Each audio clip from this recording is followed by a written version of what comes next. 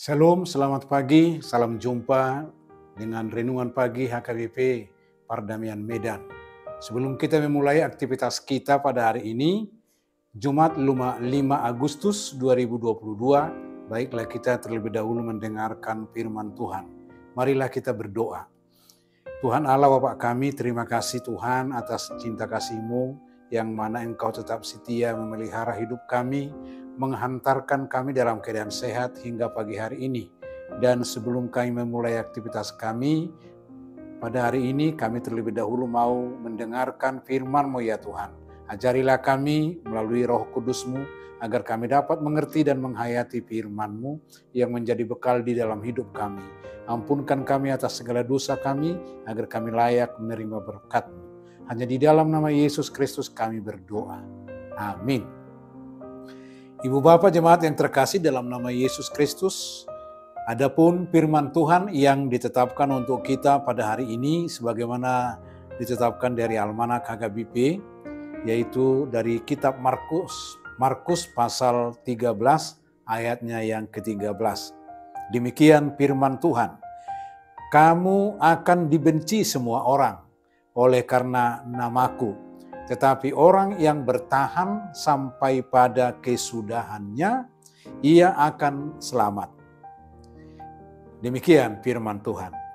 Ibu Bapak jemaat yang terkasih dalam nama Yesus, adapun topik renungan kita pada pagi hari ini, setialah di dalam Tuhan. Setialah di dalam Tuhan. Kesetiaan untuk menjalankan tugas panggilan adalah merupakan kata kunci menuju hidup damai dan sukacita, serta hidup yang sukses. Nats renungan harian pada pagi hari ini diberi topik setialah di dalam Tuhan. Mengajak dan menuntun semua para pengikut Kristus dan para murid-murid Yesus Kristus agar selalu setia untuk menjalankan misi penginjilan, kekristenan, agar tetap setia dan memiliki sikap militansi, tidak pernah takut, tidak bimbang, tidak tawar hati, sekalipun banyak menghadapi tantangan, rintangan, dan hambatan-hambatan yang datang dari penguasa-penguasa duniawi yang penuh kegelapan ini. Saudaraku yang terkasih dalam nama Yesus Kristus, setiap murid dan pengikut Yesus Kristus hendaklah jangan takut dan tawar hati, sekalipun banyak ancaman yang menerpa. Apapun yang sedang terjadi, nats ini mau katakan, tetaplah jalankan misi Kristus. Sebab misi Kristus adalah misi kebenaran dan penyelamatan. Menjalankan misi Kristus di dalam dunia ini harus ada sikap kerelaan untuk menghadapi banyak hal yang berhubungan dengan komitmen dan resiko yang datang dari antikristus. Dikatakan, kamu akan dibenci semua orang oleh karena namaku. Yesus memaparkan akan realitas yang pasti dihadapi oleh para murid-murid atau pengikut Yesus Kristus. Karena anti-Kristus tidak akan pernah punah, melainkan selalu datang dan ada. Dan selalu ingin untuk menghempang, menghambat misi maupun perjalanan misi Yesus Kristus melalui hamba-hambanya di tengah-tengah kehidupan sehari-hari di dunia ini. Oleh karena itu, kerajaan Allah tetap akan berjalan. Bagaimanapun dahsyatnya atau bagaimanapun dibuat oleh para antikristus untuk menghempang, menghalangi, menghambat perjalanan kekristenan, namun misi Yesus Kristus harus jalan melalui murid-murid, melalui hamba-hamba Tuhan di dalam kehidupan sehari-hari. Oleh karena itu, Injil Kerajaan Allah harus disebarluaskan. Maka setiap murid yang melaksanakannya diharapkan tetap menunjukkan jati diri dan identitas tanpa pernah takut atau tawar hati.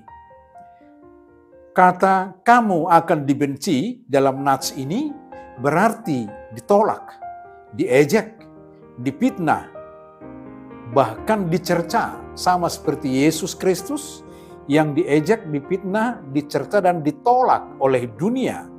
Demikianlah setiap pengikut-pengikutnya di dalam kehidupan sehari-hari. Itulah suatu realitas Ibu Bapak Jemaat yang terkasih, yang pasti akan dialami oleh setiap murid-murid yang benar menjalankan misi Yesus Kristus. Untuk itulah diberikan suatu nasihat agar tetap bertahan dan setia. Artinya agar tetap kuat, tabah, dan bersabar, teguh, jangan menyimpang dari uraian tugas. Tidak berputus asa, melainkan tetap pada kebenaran firman atau Injil Yesus Kristus.